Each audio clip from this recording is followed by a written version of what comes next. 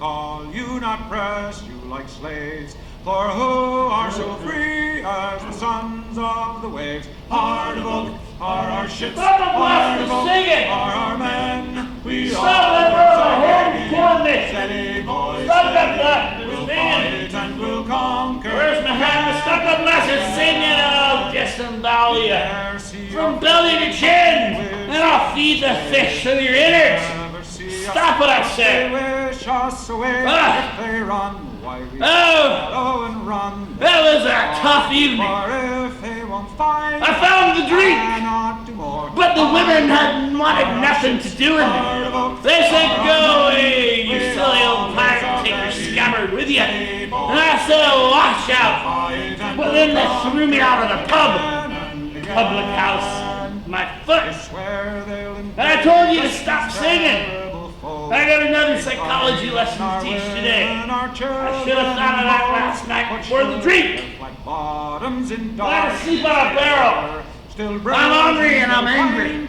And you know who I'm going to take it out on? Everyone. That's who I'm going to take it out on. I couldn't have taken anybody I'm not going to take it out on. So everyone. All right. Well, before I go on the rampage, which is destined to happen, I'm going to do my psychology lesson. And I'm going to shut these guys up because they sing too much. You know how many ballads I've heard? Sometimes I like them and sometimes I don't. Mostly I don't, and especially right now. Alrighty. Well, what we're going to do then, guys, is we shall continue teaching. We shall continue teaching psychology. And what I'm going to do now, oh, what a nice hat. You know, these things should come back in fashion. Oh, look at that. Look at that. Back in fashion. The triangle hats are nice. We wear this around all the time. It's pretty inconspicuous. Anyway, guys, what we're going to do is I'm going to talk about some studies. We talked about short-term memory last time, or long-term multi-store memory model. So I'm going to talk about that now and do some studies. I'm going to do 3 of them. That'll be this lesson, doing these 3 studies. 3. 1, 2, 3. Not 4, not 2, not 5, 3. All right. And so here's some studies. And there's a lot of them. And this is actually a really, really good one. So take some notes, think about it, reflect upon it, say, hey, I might want to do this one. This is a really good study to do for your internal assessment, especially, I think, in the COVID world that we're living in right now. Anyway, studying properties of short-term memory. The guy who did this badly, 1966. Badly is another very large name in memory studies. A key researcher who investigated encoding of how we encode information. What's the most successful way of encoding things? Is it different encoding in short-term memory? Different encoding in long-term memory? Does short-term and long-term memory actually even exist in the first place? If we're going to say short-term memory is different than long-term memory, then we better have some evidence to support the claim that short-term memory and long-term memory are 2 different things. And we can't claim anything, even though it sounds intuitive, we can't claim anything without having evidence for it. And so subsequently, these experiments, these are early experiments, but these experiments are evidence for short-term and long-term memory, so this is what we're talking about. Okay. Anyway, so a key researcher investigated this stuff, which allows the perceived item of interest to be converted into a construct concept that can be stored in the brain and recalled later. Okay, fine. Okay. So here's what they did. It's a very simple study, really, to investigate encoding in the short-term memory. Now, they were given a list of words. Okay? A list of words. They had people come in, say, hey, people, come in, have a seat. I'm going to give you a list of words. I'm going to say the list of words, read the list of words, whatever. I'm going to give you a list of words.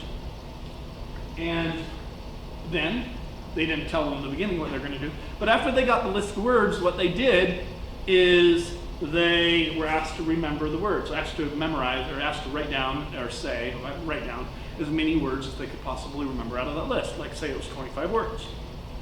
And so they did certain particular things. And like I said, this is a very straightforward, very simple experiment to complete and do. That's kind of why I mentioned this in terms of the IA. Now, not everybody can do this one, of course. Somebody can, but there's more. But it's a very simple one to do. Anyway. Participants were given a list of words that were acoustically similar, like cat, mat, fat, hat, sat, that, ship, hip, tip, whip, nip, tip, whatever. Okay. Acoustically similar words.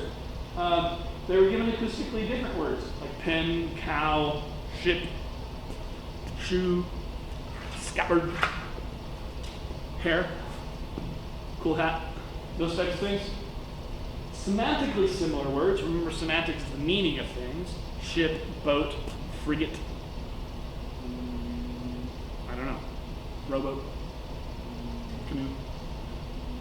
Okay? You get it? Sailboat. Those sorts of things. And then semantically different words, just random different words like book, tree, cat, sand, chair, theater, pointer, that kind of stuff. Just random stuff. So they were given those. And so in this big test, which ones do they remember the most? They give them 30 seconds to remember them. And then they ask them to remember. Okay? In the short-term memory, better recall of acoustically different than acoustically similar words. Okay? In the short-term memory, they were better at remembering acoustically different words. Meaning, you know, not the hat, cat, sat, that, whatever, those words, not those ones. They remember the other ones that were acoustically different, like chair, rail, light, desk. It's not a desk, but who cares? Okay, so you guys get the idea. Okay? More errors with similarly sounding words. So what happens when they had the similar sounding words, they didn't really remember them, they remembered the sound, but they added extra words in there. So they didn't remember as well in that short-term memory test. So it shows a difference between how short-term memory is encoded. And it's a slightly better recall of the semantically different words than semantically similar. Okay, in the short-term memory, slightly better recall of the, rather than ship, boat, frigate, sailboat, canoe, that kind of stuff, it's, you know, the other stuff.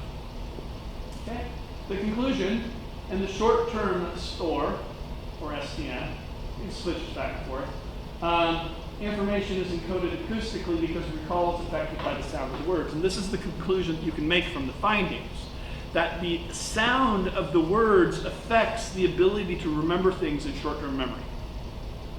So it's acoustically. Remember before when I was talking last lesson, I said that it's an acoustic sort of encoding?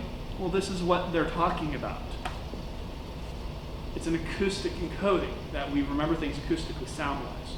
The sound affects the recall. It also shows that it's different than long-term memory.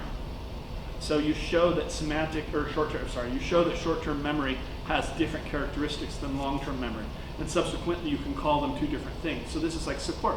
Remember, this model comes along, and they propose the model, but you have to have evidence to claim it. And this is the evidence people are building up.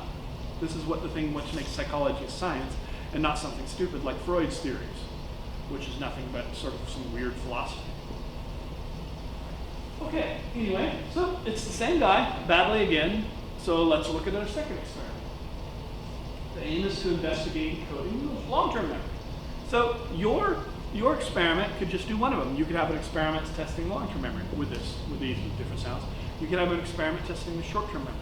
We're going to have to keep it fairly simple for our experiments this year, because of the fact that we can't really get people around this. You can do these things on Zoom with your friends or whatever the case is, so it could be done. You would mention that in the write-up, you did it on Zoom. Wouldn't make a difference, but you know, shouldn't make a difference. Anyway, the method, participants were given the same list of words in the previous experiment for short-term memory. Their recall of the words was tested. Okay? All right, I'm going to switch. There's nothing really much more to say there. In long-term memory, no difference in recall of acoustically different and acoustically similar words. In long-term memory, there was no difference. The acoustics didn't make a difference for long-term memory. Whether it was acoustically similar or acoustically different words, hat, cat, sat, fat, or acoustically different, like just random words, didn't make a difference. You could remember equally as many. You were equally good at it or equally bad at it. They give people more time to remember these things. More than just 30 seconds. That's the important thing. Okay? Much better recall of semantically different words than semantically similar words. So it shows here that because they had a much better recall of semantically different words, that the semantics of memory make a difference, that the meaning of things make a difference in how much you process stuff, and how much you know, and why is it this way? I don't really know why we remember semantically different things and semantically similar things. but it just is that way. So that shows the specific thing here is it shows that acoustically, the short-term memory is an acoustic store, primarily. Long-term memory is a semantic store, primarily. And you can start talking about them as different things because of their different characteristics. That makes sense. We don't know they're different things until we can show that they're different. And this shows that they're different, that they work differently. They have different characteristics, so subsequently they're different things. I mean, how does animal classifications come along? Well, it's because a chicken is different than a cow. Why? Because chickens are different. They're different. They have different characteristics. They lay eggs and they're cold-blooded, and cows are warm-blooded and they have live birth. So they're different things altogether. And so this is how we start classifying things, by discovering the differences and identifying the characteristics. And so this is the process of what's going on. So the evaluation, strengths, like we always do, if this is a 22-point question, okay? Strengths, it's a laboratory experiment for control over variables. You guys have seen this before, so I don't need to beat a dead horse or whatever you want to call it. I don't need to kill an already killed man. Strict control over variables, able to determine a cause-effect relationship between these variables. There's missing a couple words there. Should between these variables. Okay.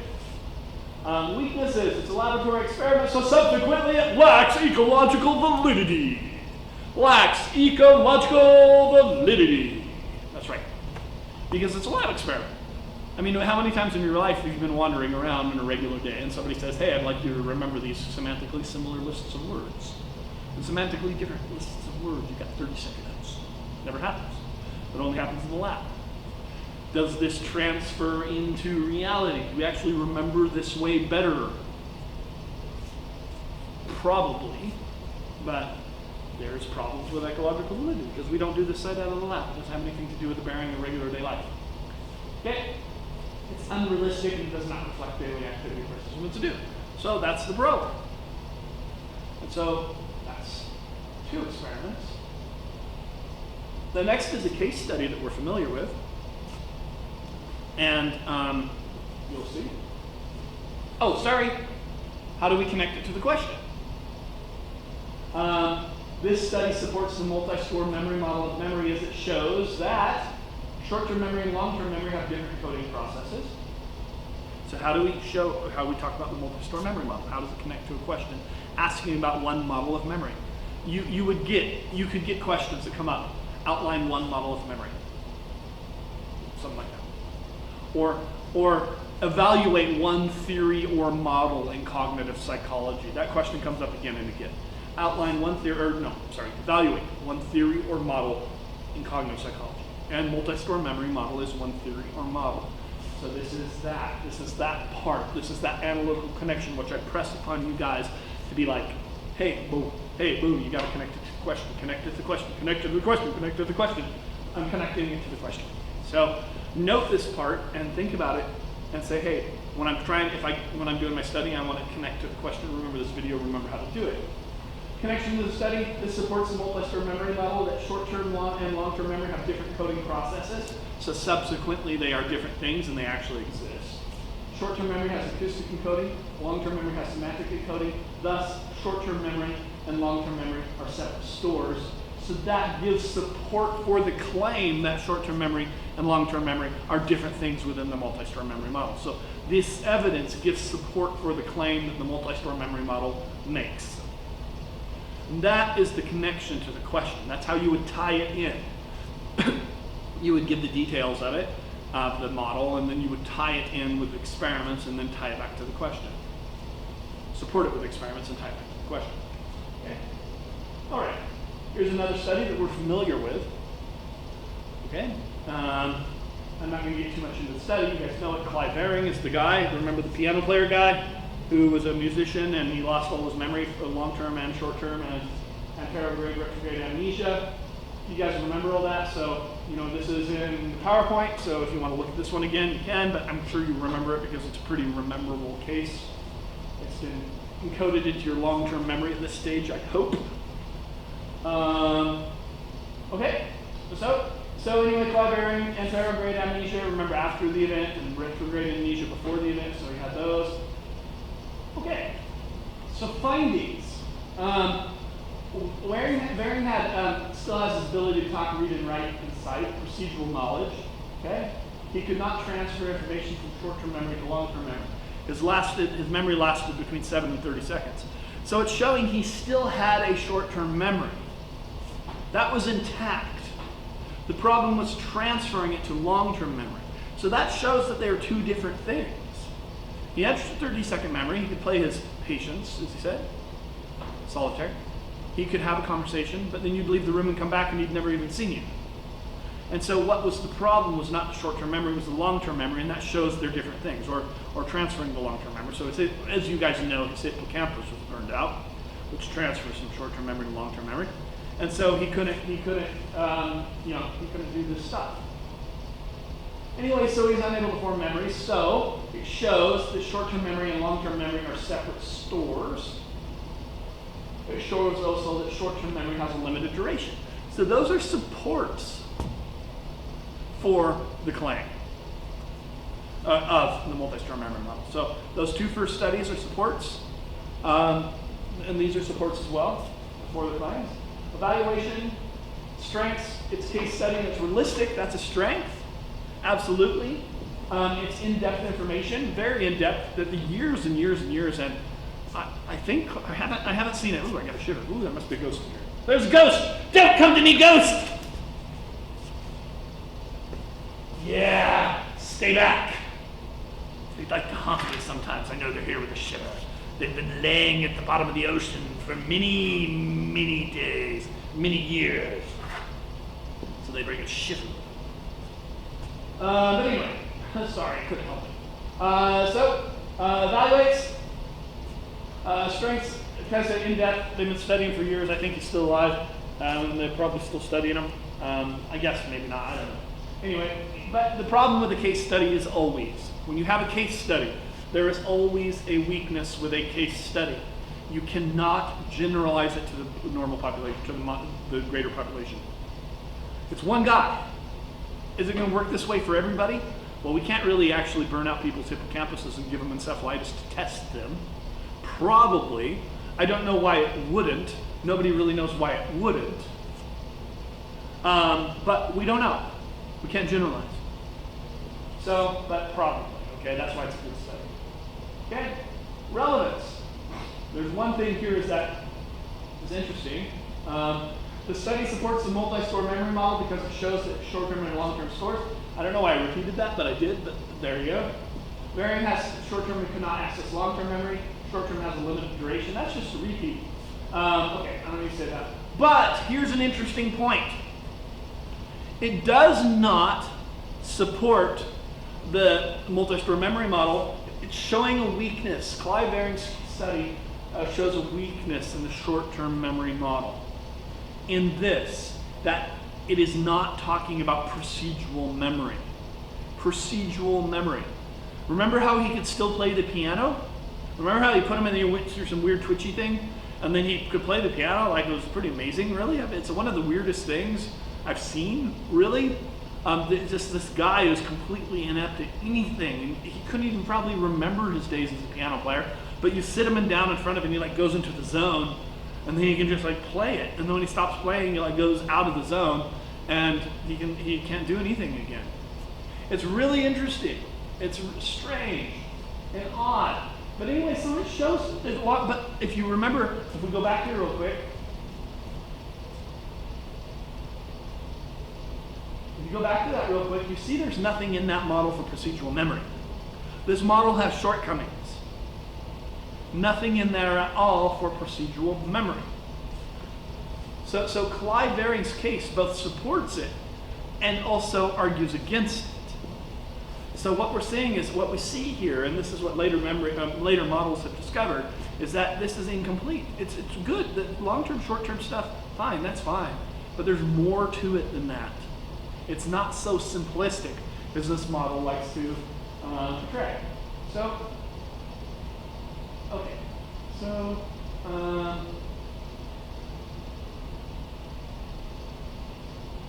all right, can do this one really quick. It's pretty much the same thing, so I'll go over it quickly. Another demonstrating the process of short-term memory is the Chalise American KF was in a motorcycle accident, which impaired his memory. He could transfer information from short-term to long-term memory. He could, but he suffered problems with short-term memory, different types of information, like the digit span, like his number. He couldn't remember numbers. It was all messed up. Visual and auditory information was unaffected. But if he would get, like he'd see them, it didn't do anything. If he would see the numbers or hear the numbers, like telephone, it was unaffected. But anyway, this is just another example. Basically, this is just another example, pretty kind of very similar to Clyde Baring, that shows that short-term memory and long-term memory are different things altogether. And it's just kind of simple. I don't need to go over this much. Same story here. Case study is realistic and it's in depth, can't be generalized. This shows that the idea that memory stores are not unitary. So basically, it shows KF suffered impairments of some types of short-term memory, verbal, but had others fully intact, visual. So the short-term memory store is not unitary. This is also another one, kind of like Clyde Baring, that shows that there's some shortcomings in the multi-store memory model. There are shortcomings. It's not a complete picture.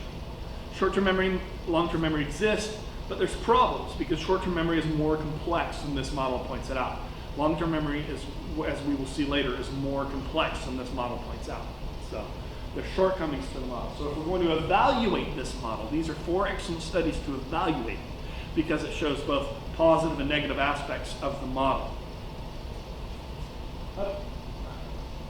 So I'll just finish this one up. No, I'm going to do that in class. No experiments right now. I'm going to do an experiment in class too. So, all right. I've had enough. I need to get back to my barrel. Back to me barrel. I know I swore at you earlier for singing your darn ballads, but I'm ready to hear some more. So, I need to go back to sleep. William Taylor was a brisk young sailor, full of heart and full of play, until he made his mind uncover to a little lady gay. For a 20 British sailor met him on the King's Highway, as he went for to be married. First he was and said,